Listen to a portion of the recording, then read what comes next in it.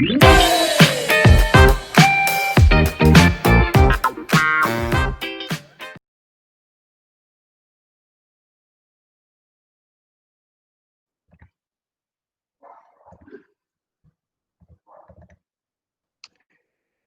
¿todos pueden ver la pantalla? ¿Sí, no, chicos? Sí, señor. Ya, muy bien, perfecto.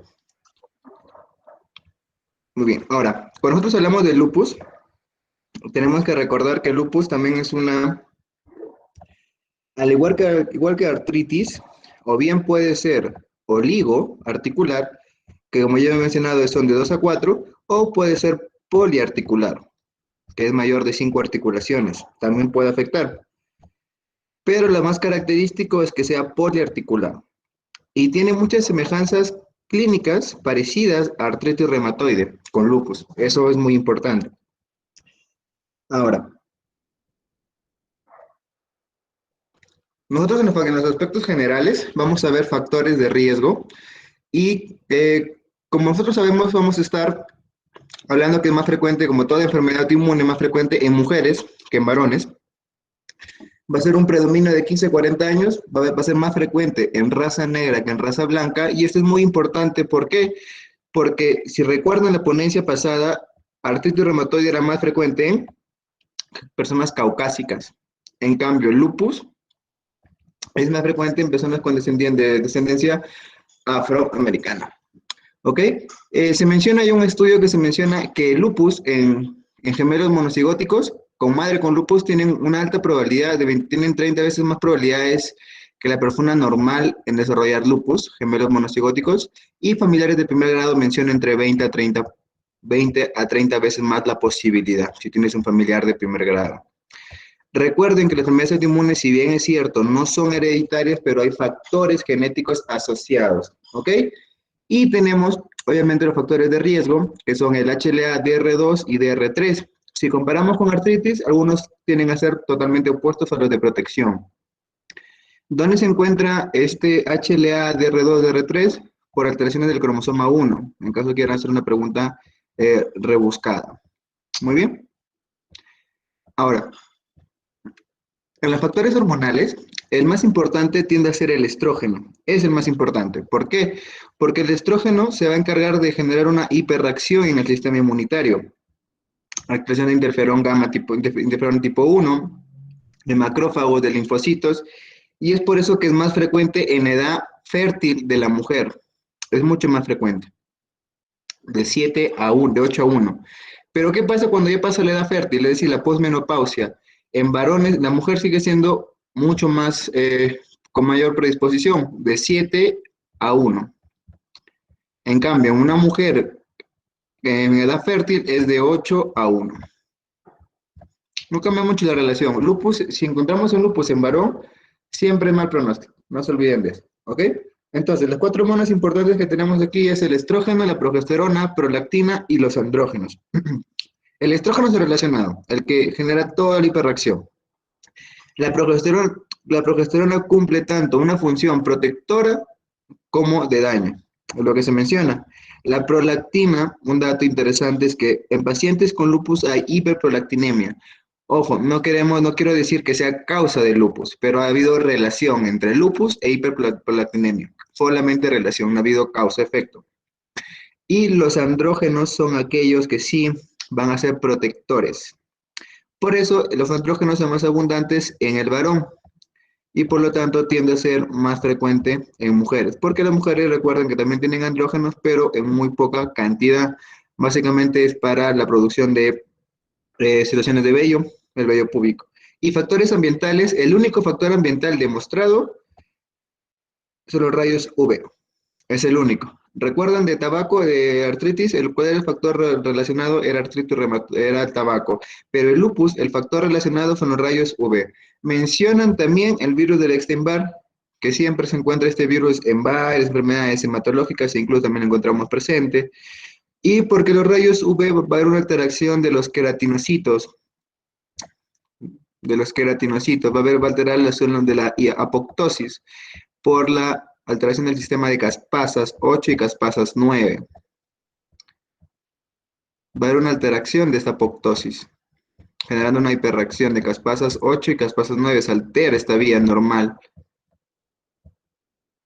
Y es por eso que genera todo el cuadro desencadenado. ¿Por qué? Porque al haber el factor ambiental que tiende a ser el sol, lo que va a hacer es, va a haber células presentadoras de antígeno y las características células presentadoras de antígeno son las células dendríticas, que van a presentar bien al linfocito T y este linfocito T va a encargar de activar al linfocito B para la producción de anticuerpos mediante la producción de citocinas inflamatorias. Y siempre le van a preguntar, ¿cuáles son las citocinas inflamatorias? C3A. Ahora, si te preguntan, ¿cuál es la citocina proinflamatoria por excelencia? C5A es la que está en la cabeza, es la característica. ¿Ok? Y va a desencadenar complejos inmunitarios de anticuerpos. Pero es muy importante este dato. Esos complejos autoanticuerpos son móviles. Son móviles. A diferencia de lo que puede haber en artritis reumatoide que tienden a ser inmóviles de depósito. ¿Y por qué es importante? Porque lo que ustedes tienen que recordar es que en el embarazo, las dos grandes de reumato, que es lupus y artritis, se antagonizan bastante. ¿Por qué? Porque en el embarazo la artritis reumatoide disminuye su clínica, mejora, disminuye clínica. Pero una paciente con lupus se embaraza, aumenta su clínica. Y esto tiene una explicación. ¿Por qué? Porque la inmunidad celular en el embarazo disminuye.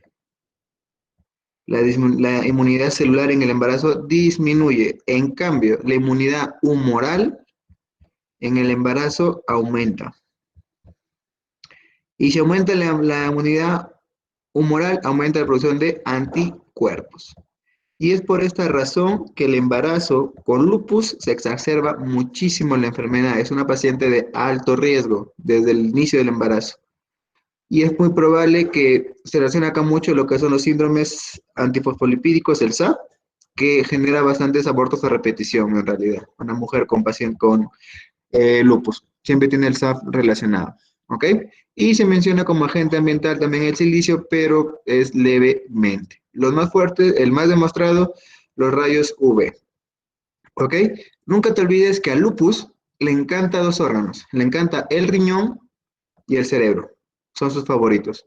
¿Por qué? Porque si tú tienes un paciente con clínica de lupus, pero no hay afectación de cerebro y riñón, no es lupus.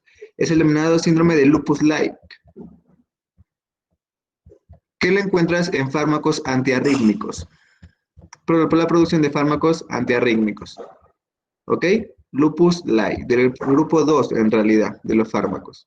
¿Ok? Si cuentas un paciente con clínica de lupus, pero no tiene afectación renal ni sistema nervioso central, no es lupus. Es lupus light. ¿Ok? Todo lupus te lleva siempre a remar. De fijo, se tiene que arrastrar sí o sí al riñón. Le encanta el riñón. ¿Y cuáles son los otros factores mencionados? Es el STAT4 y el IRAK1. De los dos, el STAT4 es el más relacionado con alteración genética. Eso es con respecto a puntos esenciales de lupus.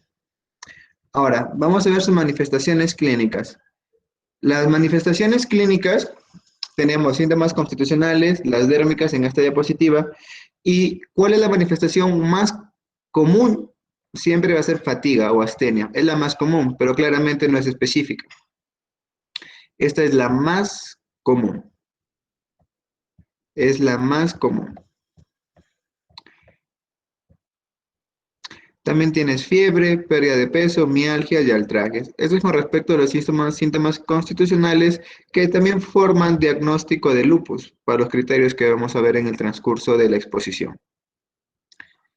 En las manifestaciones dérmicas puedes estudiarlas dependiendo la literatura y la clasificación, pero las clásicas por tema académico son siempre manifestaciones dérmicas si es cutáneo agudo, cutáneo subagudo y cutáneo crónico. Eso es lo más característico, ¿ok? El cutáneo agudo tenemos dos cositas, la fotosensibilidad y el famoso rash, ¿no? O el famoso eritema en alas de mariposa, que si bien es cierto es característico, y de los dos, de la fotosensibilidad y rash, ¿cuál es el más frecuente? Es la fotosensibilidad. Incluso la fotosensibilidad es la manifestación dérmica más frecuente, si te llegan a preguntar. Es la más frecuente. Ahora, en el cutáneo subagudo, la teoría menciona que hay taponamiento folicular hiperkeratosis con la presencia de pápulas. Sin embargo, como en medicina nada es absoluto, también puede haber cutáneo en forma de escamas, que se caracteriza el cutáneo subagudo por ser en tronco y extremidades, a diferencia del agudo que es en rostro. Y el cutáneo crónico es el famoso lupus discoide, que son placas eritematosas bien definidas, ¿ok? Bien definidas.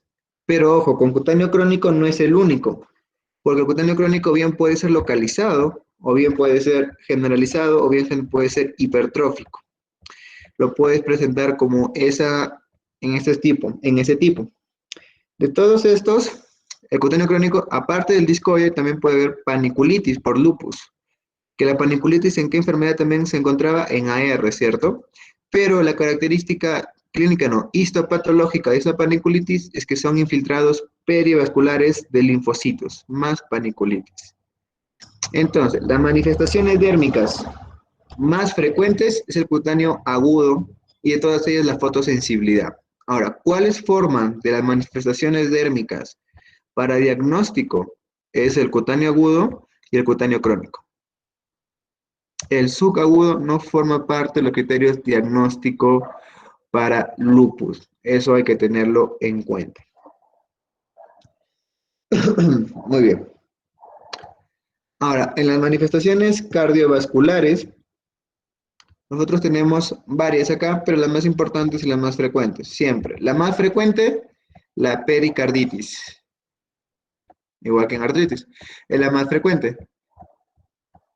¿Cuál es la más característica? La endocarditis verrugosa, no infecciosa.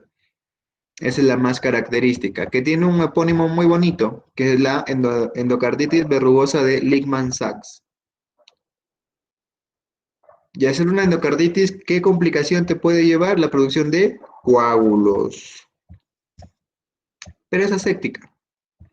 Pero es una endocarditis verrugosa séptica de Lichtmann-Sachs, que es muy característico del lupus, pero no es frecuente, como yo siempre digo. Apréndase siempre analogías, frecuente, característico o específico, ¿ok? La más frecuente es pericarditis. Hay miocarditis, enfermedades coronarias, hay Raynaud y hay vasculitis. Esta vasculitis, en algunos casos, cuando afecta vasos pequeños, puede formar lívido reticularis, que puede haber manifestaciones. Recuerden que el lupus, chicos, es una gran simuladora, te va a dar manifestaciones clínicas de cualquier tipo de enfermedad y siempre va a ser la pelea del diagnóstico entre internista y reumatólogo, siempre va a ser. Básicamente la pelea de House, que siempre decía que todo caso era lupus, pues, ¿no? Muy bien. Ahora, en las manifestaciones pulmonares tenemos la más frecuente, pleuritis, a la cabeza. La más frecuente. Ahora, si te preguntaran, la que tiene mayor mortalidad, neumonitis, la de mayor mortalidad. Ahora, si te preguntaran, tomográficamente en un paciente con sospecha de lupus, tiene un aspecto importante en la tomografía. Tiene el aspecto de vidrio esmerilado. ¿Y qué patología también te causa lo mismo? Tienes dos. Un paciente con neumocitis Girovechi y en la actualidad también lo que es un paciente con COVID, ¿cierto? Que obviamente no trabaja de la clínica, pero siempre es bueno tener los patrones imagenológicos, qué enfermedades te generan la similitud. Un vidrio esmerilado que te causa, te puede causar una por lupus, que es rarísimo, ¿ok? Claro, es raro, pero harta mortalidad. Y que en la tomografía te da lo que es el vidrio esmerilado, que es característico también de neumonitis Girovechi en paciente con COVID-19.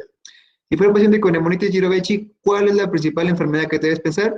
VIH, ¿no? Porque la neumonía más frecuente es un paciente con VIH. Si fuera un paciente con COVID, sospecha de COVID, bueno, en la clínica, como nosotros ya sabemos, astenia, disgeusia, hiposmia y todo relacionado. También puede generar una hemorragia alveolar. Esta hemorragia alveolar se llama hemorragia alveolar difusa. Esta hemorragia alveolar difusa tiene una característica en la radiografía, en la imagenología que puedes verlo. Respeta bases. Eso es lo más característico de la hemorragia alveolar difusa. Respeta bases. Las bases no se tocan. Si ves afectaciones de posible cuadro hemorrágico con bases, no es hemorragia alveolar difusa. ¿Ok? No te olvides. Y que para estos casos los tratamientos siempre tienen que ser corticoides, pues, ¿no? Corticoides. Su pepa de corticoide. Muy bien. Ahora, las manifestaciones neurológicas igualmente. Tienes que saber la más frecuente, que es la disfunción cognitiva. Esta es la más frecuente. Pero ¿cuáles forman de diagnóstico para lupus? Son estas tres. Delirio, psicosis, convulsiones. Son esas tres. Delirio, psicosis, convulsiones. La encefalitis lúpica es muy raro. Y aquí en este cuadrito, que se sacaba de Up2Date, podemos ver las manifestaciones centrales y periféricas. Por ejemplo, cierto, el delirio, me estoy olvidando, es un delirio fluctuante. Pero tiene una característica que puede ser pregunta. Es a predominio nocturno. Es a predominio nocturno. Ese es el título. Es un delirio fluctuante, pero a predominio nocturno. ¿Ok? En las manifestaciones tenemos las centrales y las periféricas. Las centrales pueden generar una meningitis aséptica, pero ¿cuál es la causa más frecuente de meningitis aséptica? Es la viral, ¿cierto? Y en nuestro medio, en Latinoamérica, ¿cuál es la causa más frecuente? Virus del herpes simple, no te olvides. Puede ser, también te puede causar una enfermedad cerebrovascular cuando hay una endocarditis de Lehmann-Sachs, ¿no? La endocarditis aséptica o verrugosa. Síndrome de desmielinizantes, cefaleas, trastorno de movimiento, trastorno convulsivo, que la convulsión es el cuadro neurológico con mayor puntaje, tiene 5 puntos, es el más importante, porque es de mal pronóstico. Es de mal pronóstico. Puede haber psicosis, desorden del ánimo, disfunción cognitiva con respecto a las manifestaciones neurológicas centrales, porque en las periféricas la que mayor realce puede tener son estas dos, miastenia gravis y síndrome de Guillain-Barré, también te pueden causar. Y una mononeuropatía, que es lo más frecuente, pero Guillain-Barré y miastenia gravis también puede ser una causa desencadenante por lupus, no te olvides de eso. Ahora, en las manifestaciones musculoesqueléticas, de lejos, la más frecuente son las mialgias. De lejos, la más frecuente. Pero ahora, tenemos una artritis que es una artralgia migratoria simétrica, igual que artritis reumatoide. Aquí mucho énfasis, chicos. Es simétrica, vamos a subrayarlo. Es simétrica, igual que artritis reumatoide. Pero el dato es que desaparece y es una rigidez matutina. Sí hay rigidez matutina, pero el dato es que la rigidez matutina es menos de 1 hora, a diferencia de AR. Esta es una rigidez matutina menos de 1 hora. En promedio dura entre 15 a 30 minutos, pero recuerden que AR duraba más de 1 hora. Ese es el dato. Una rigidez matutina menos de 1 hora, entre 15 a 30 minutos, que es poliarticular, es migratoria, igual que AR, que es aditiva, pero desaparece. Ahora, es muy raro que haya manifestaciones de lupus monoarticular. Si encontramos una afectación monoarticular, ¿cuál es el primer diagnóstico que debemos pensar? Porque es una emergencia reumatológica, flogosis, dolor, artritis séptica. ¿Cuál es la causa más frecuente de artritis séptica? La clasificamos. Si es no gonocócica y si es gonocócica. ¿Se acuerdan? Si es no gonocócica, Staphylococcus aureus. La más frecuente, y la más frecuente de todas en realidad. Y la gonocócica, pues bueno, por gonococo, que es poco frecuente. Que es una clasificación antigua, pero en términos académicos es importante. Siempre, monoarticular, piensa en artritis séptica. Ver la causa más frecuente de artritis séptica es Staphylococcus aureus. Y como le dije, es una rigidez matutina que se mide en minutos y no horas. Son raras las deformaciones, sí lo son, pero sí están presentes. Sí están presentes. Y aquí tenemos los mejores ejemplos, tenemos dos. Puede haber paciente con lupus con dedos en cuello de cisne, sí hay, cuello de cisne, y puede haber una desviación ulnar o cubital. Una desviación ulnar o cubital. Pero esta desviación ulnar o cubital se caracterizan por ser reductibles. Ese es el dato, son reductibles, a diferencia de las causadas por AR, que estas son irreductibles. ¿Y cuál es el nombre epónimo bonito que tiene desviación ulnar? Artropatía de Jacob. Que esto es característico también de AR, ¿cierto? Recuerdan la imagen que pusimos la semana pasada, pero es reductible. Es reductible. ¿Ok? La osteonecrosis son frecuentes en tres zonas. La más frecuente es la cabeza femoral. Tiende a ser bilateral y es asintomática. Es sintomática cuando hay fracturas. ¿Ok? Si te preguntaran, ¿cuál es la forma más frecuente de osteonecrosis en lupus? Cabeza femoral. ¿Cuál es la segunda zona más frecuente? Zona humeral, del húmero. Y la tercera, la tibia. ¿Ok? No te olvides. Ahora, la osteoporosis se localiza más frecuente en columna lumbosacra. Pero chicos, quiero que recuerden algo porque esto es muy común en consulta. Doctor, me ven los huesos, creo que me está dando la osteoporosis. Esa no es osteoporosis, porque la osteoporosis es asintomática. La osteoporosis no te duele huesos. Puede que sea una osteoartritis, pero no una osteoporosis, es muy diferente. ¿Cuándo da clínica la osteoporosis? Cuando hay fractura. ¿Y cuáles son las zonas más frecuentes de fractura? En osteoporosis, manos y caderas, la zona del acetábulo aproximadamente. Son las zonas más frecuentes. ¿Y dónde se da más frecuente la osteoporosis? En mujeres. ¿Cuál es el tratamiento de primera línea en osteoporosis? AINES. ¿Y cuál es el AINE de elección? El que siempre nos molesta, el famoso paracetamol. Que cuando te dicen vuelta paracetamol, dale otro nombre más sofisticado que le decimos acetaminofén y el paciente se queda más tranquilo. Y las mialgias son las manifestaciones comunes más frecuentes. No te olvides de eso. Y es un cuadro muy bonito que nos permite dar un cuadro diferencial entre lupus y artritis reumatoide. Por ejemplo, artralgias se encuentran frecuentes en ambas. La hipertrofia sinovial es frecuente de AR, no te olvides. Y lo que quiero que sepas aquí son nódulos subcutáneos, es más frecuente en AR. Recuerdan que era muy específico, muy característico, pero no es el más frecuente los nódulos subcutáneos. La osteoporosis es común en lupus. La desviación cubital, acá que dice reductible, pero se encuentra en el 5%, nada más, es raro, pero está presente, es reductible. En cambio, la desviación cubital en AR es común, pero es no reductible, al igual que el dedo en cuello de cisne. Y la rigidez matutina dura minutos y AR es horas. Eso es lo más importante y lo más característico que debemos tener en cuenta en lupus. ¿Ok? En las manifestaciones renales, chicos, acá sí, atención, porque sí o sí le voy a preguntar al menos una pregunta en nefro y una pregunta en reumato de estos temas.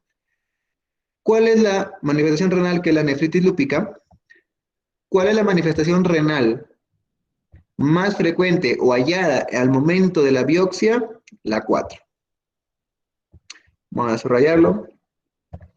La 4. Es la más frecuente al momento de la biopsia. La 4. ¿Ok? Si te preguntaran, ¿cuál es la de mal pronóstico? La 5. Mal pronóstico. Mal pronóstico. ¿Cuáles son las glomerulonefritis que reciben tratamiento y responden al tratamiento? La 3, la 2 y la 3 son las que mejor responden al tratamiento. Pero lo más frecuente es que un paciente ULAI sea una nefropatía estadio 4, una nefritis lúpica difusa. ¿Cómo diferencias la focal y la difusa, chicos? Por su nombre, focal, difusa. Focal, menos del 50% de glomérulos afectados y difusa, más del 50% de glomérulos afectados. Eso es básicamente claro, que hay más subclasificaciones, sí, pero en grosso modo y por temas de interés es eso, ¿ok? Ahora, la manifestación renal que debes tener en cuenta son dos datos. La proteinuria. Siempre va a ser proteinuria mayor de 0.5 gramos en 24 horas. Por eso es lo mínimo y lo más común que encuentre este paciente con lupus. Incluso en un estadio 1 vas a encontrar una proteinuria de 0.5. Y es por eso que al lupus le encanta el riñón. Y otro caso que debes tener en cuenta es lo que es el sedimento telescopado. Si tienes en una muestra sedimento telescopado, piensa, si tiene factores de riesgo, como si es mujer de 30 años, 40 años, piensa en una enfermedad lúpica, porque el síndrome telescopado se caracteriza por ser un combo o un cóctel de todos los sedimentos hallazgos posibles que puedes encontrar, hialino, granuloso, etcétera. ¿Ok? Y obviamente la número 6, cuando ya el riñón está totalmente esclerosado y no hay forma de poder hacer algo, ni con corticoides, nada, ese paciente va a sufrir una falla renal sí o sí. ¿Ok? Y es importante ver lesiones activas, las glomerulares, y las más importantes son las semilunas, que yo quiero que tú recuerdes, porque las semilunas la encuentras en un estadio, en el estadio 4, que es el más frecuente al momento del diagnóstico. Eso es lo que me interesa. Y básicamente, esclerosis cementaria igualmente. Entonces, si nosotros hacemos un resumen desde la clase 1, ¿qué podemos decir de la clase 1? Que la clase 1 es lo que es una nefritis mesangial mínima y que básicamente como es mesangial mínima el diagnóstico vas a poder verlo por microscopía electrónica, no óptica, electrónica, ¿ok? Electrónica. Ahora, son depósitos mesangiales que lo encontramos en las capas subendotelioides, no hay mucho que hacer, pero sí te puede generar clínica. La creatinina se encuentra normal en el estadio 1, se encuentra normal, ¿ok? Y la alteración urinaria se encuentra normal. Es básicamente un hallazgo de casualidad, que es muy poco frecuente hacerlo, porque nadie hace una biopsia de casualidad para un riñón. Es de hallazgo casual, muy poco frecuente. El tipo 2 es la proliferativa, es la mesangial proliferativa. Esta mesangial proliferativa se caracteriza porque ya tiene clínica. Vas a encontrar lo que es hematuria microscópica, ¿ok? Una hematuria microscópica y vas a encontrar proteinuria. Hipertensión poco frecuente en la tipo 2. Eso es lo más rescatable. En la tipo 3, que ya es una nefritis local difusa, focal difusa, ya va a haber hematuria y proteinuria. Acá es hematuria o, o proteinuria. Acá ya es hematuria y proteinuria. ¿Ok? Hematuria y proteinuria. Y ya es pacientes con hipertensión. Ya hay hipertensión. Y otro dato de la estadio tipo 3 es que puede haber ya proteinuria de rango nefrótico. Acá puede haber incluso hematuria nefrítico. Acá puede haber de rango nefrótico. Y la 4, que es la más frecuente al momento de la biopsia y la más frecuente al momento del diagnóstico, pues la 4 se caracteriza porque hay hematuria, vas a encontrar proteinuria, síndrome nefrótico es el más frecuente ya hallado, síndrome nefrótico, hipertensión arterial, y se puede ver también un dato, hipocomplementemia. Aquí ya se pierde el complemento, hipocomplementemia de C3, C50, ¿ok? Y bueno, el estadio 5, que ya es el de mal pronóstico, hay proteinuria de rango nefrótico, y básicamente, pero el dato es que proteinuria masiva, pero con función renal normal. Puede ser el mal pronóstico, porque el paciente se encuentra con una función renal normal, solamente tiene proteinuria. Y la 6, pues bueno, ¿no? Que ya es una esclerosis total. ¿Cuáles son las indicaciones de biopsia que no te debes olvidar? Tenemos excreción de proteínas mayor de 500 miligramos al día, es decir, 0,5 gramos, y la presencia de sedimento telescopado, que es el que ya les mencionaba. Un sedimento urinario activo con hematuria persistente, de los cuales la mayoría son dismórficos o escayolas celulares, y los glóbulos rojos de esta fuente no son dismórficos, del famoso sedimento telescopado, ya es indicación para biopsia. Y un aumento de la creatinina sérica que no es claramente atribuible a otra enfermedad. ¿Ok? Ahora, en las alteraciones hematológicas, chicos, lo más importante, la más frecuente, anemia por enfermedad crónica. Es la más frecuente. Esta fue una pregunta que me hicieron en un examen de reumato. ¿Cuál es la anemia hemolítica que conforma diagnóstico? La anemia hemolítica. ¿Cuál es la anemia que conforma diagnóstico para lupus? Anemia hemolítica. ¿Cuál es la anemia más frecuente en lupus? Anemia por enfermedad crónica. Que esta se da por liberación de interleuquinas 1 e interleuquina 6. Y esta interleuquina 1 e interleuquina 6 lo que van a hacer a nivel del enterocito, van a bloquear a nivel de los receptores de exidina para bloquear la actuación de hierro. Y recuerden que esas interleuquinas van a generar el aumento de ferritina. Por la crónica es anemia ferropénica. ¿Cuál es el diagnóstico diferencial? Por la ferritina, ¿no? Que la ferritina se encuentra alta en la enfermedad crónica y anemia ferropénica la ferritina se encuentra disminuida. Va a haber leucopenia menor de 4.500. También si te dice linfopenia, también hay, porque leucopenia, pero ¿de cuánto? Menor de 1.500, la linfopenia. Puede haber trombocitopenia menor de 100.000, menor de 100.000 plaquetas. Otro riesgo hematológico que te pueden preguntar son las células LE, o LE, como quiera llamarlo, que es característico de un frotis, un paciente con lupus sistémico, pues, ¿no? Que es en las cuales hay un neutrófilo, que son desechos nucleares, en los cuales un neutrófilo ha fagocitado. Y si te preguntaran, ¿a nivel de retina hay afectaciones? Sí hay. Y el dato es, pacientes con lupus presentan múltiples manchas peripapilares de algodón. Peripapilares de algodón, con clínica de lupus. Ahora, manchas en algodón también lo encuentras en dos enfermedades, en HTA, en una retinopatía por hipertensión y una retinopatía diabética. Así que también es un diagnóstico diferencial que ya lo dejo para que sea bueno para compararlos, ¿no? Muy bien. Ahora, en el diagnóstico, sí o sí, eso te va a venir sí o sí.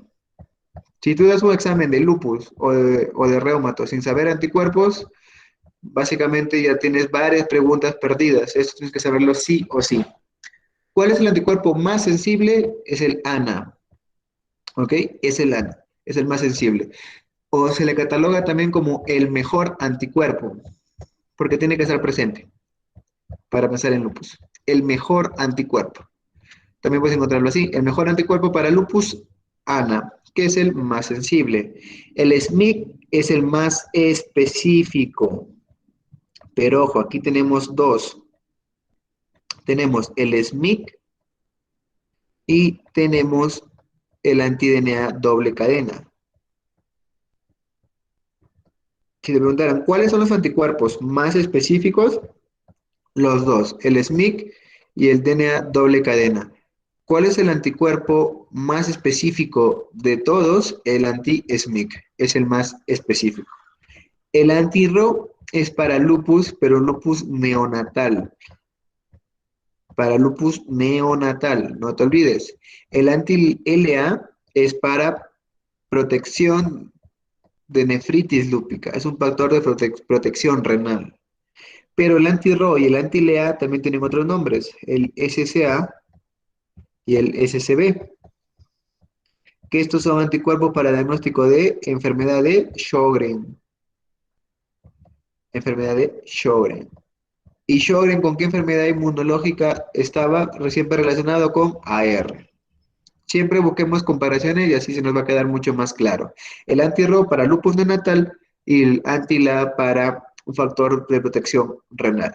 El anti-estona, preguntado, muy frecuente, por fármacos, ¿no? Preguntadísimo, por fármacos. ¿Cuáles son los fármacos o cuál es el anticuerpo relacionado a lupus inducido por fármacos? Antistona. ¿Cuáles son los fármacos más frecuentes relacionados? Hidralacina, procainamida, metildopa. ¿No? Hay más en realidad, pero son los que mayor relación tienen. Hidralacina, procainamida y metildopa. Y el antirribosomal es para protección, ¿ok? Es para protección, perdón, mayor clínica neurológica, mayor clínica del sistema nervioso central, ¿ok? Mayor alteración cognitiva, el antirribosomal frecuente. También hay otro anticuerpo, el anti-RNP, el U1, el U1 anti-RNP, pero es más frecuente, más relacionado con enfermedad mixta del tejido conectivo. Siempre, chicos, tienen que irse sabiendo los anticuerpos sí o sí. Tienen que saber los anticuerpos sí o sí, porque le van a preguntar, es bien preguntado esto, tejido conectivo. Entonces, el más sensible, el ANA. El más específico, el anti-SMIC. ¿Cuáles son los más específicos? El anti-SMIC y el anti-DNA doble cadena. Pero el más específico, anti-SMIC. El anti-RO para lupus neonatal, el anti-LA para protección renal, el antistona para fármacos.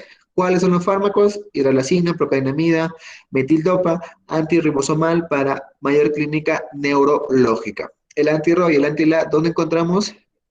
En enfermedad, síndrome de Sjögren. ¿Y con qué enfermedad va siempre Sjögren? Casi en el 50% de los casos con AR. Y así hacemos diagnóstico diferencial. Ahora, los criterios. Tenemos criterios del 97, tenemos los criterios del 2012 y tenemos los criterios del 2019. Básicamente, la del 2097 y 2012 es un desglose. Y que dice, tiene que haber un criterio clínico y un criterio inmunológico. Y tienen que haber más de 4 criterios para diagnóstico. ¿Ok?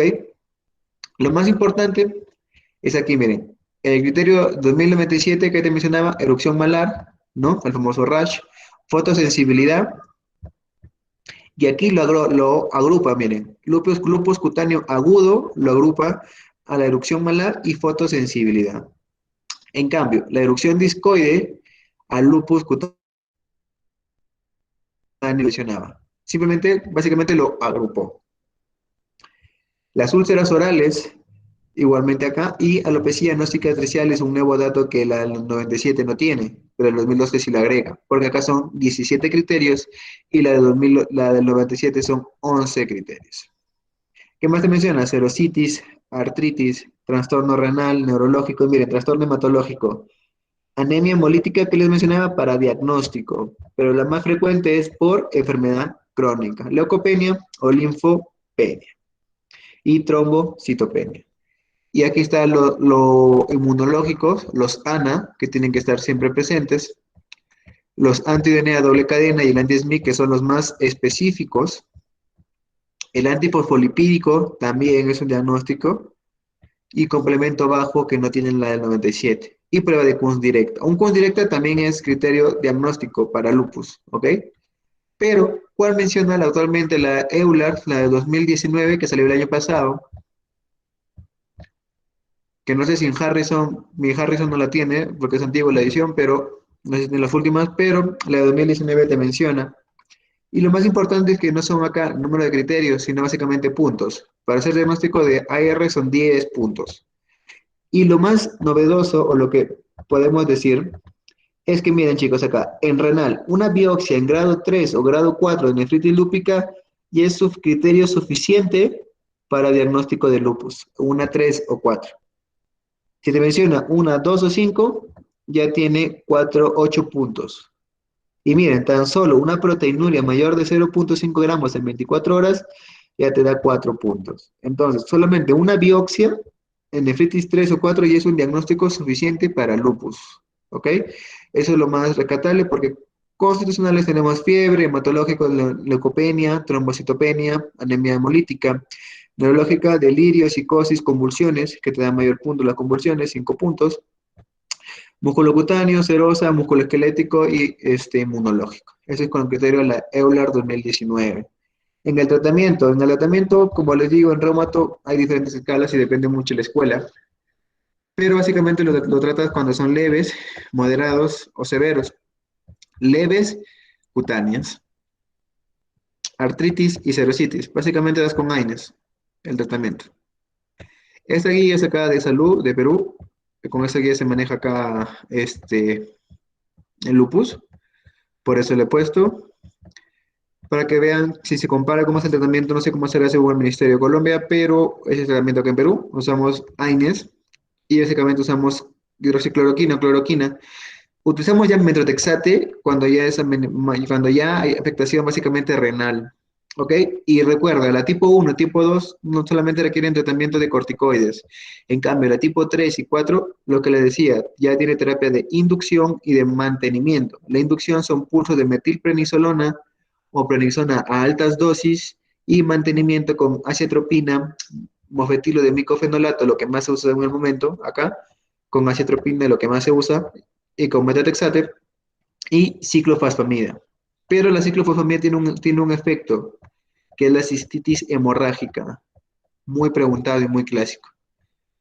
Y la tipo 5, pues básicamente solamente se da prednisona y ciclofosfamida.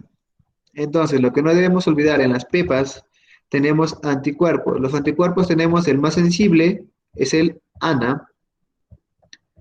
El más específico, tenemos el anti-SMIC. Del lupus neonatal, tenemos el anti-RO. ¿Cuál es la clínica del lupus neonatal? Pues bueno, tienes lupus cutáneo subagudo y bloqueo auriculoventricular, bloqueo y bradicardia. ¿Ok? Muy bien. ¿Cuáles son los factores de riesgo demostrados ambientales? Solamente los rayos UV, ¿no? Los factores de riesgo, los HLA, DR2 y DR3. ¿Que dónde le encontramos el DR2, DR3? En el cromosoma número 1. Las manifestaciones clínicas más frecuentes. A nivel de piel dérmico era fotosensibilidad. A nivel pulmonar era pleuritis. A nivel del corazón o cardiovascular era pericarditis. A nivel neurológico era deterioro cognitivo. ¿Ok?